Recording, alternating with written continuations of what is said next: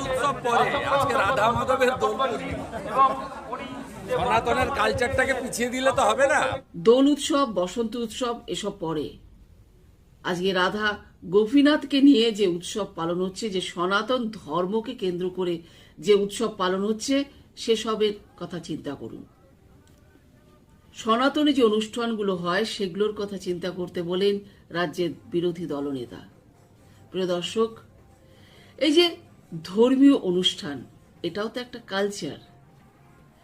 অর্থাৎ উনি এই সনাতনী ধর্ম এই ব্যাপারটাকে সম্পূর্ণ আলাদা করে দেখছেন।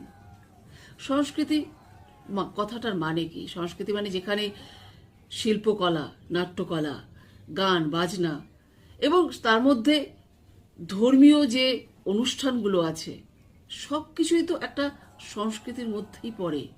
সেটাকে আলাদা করা কি যায়?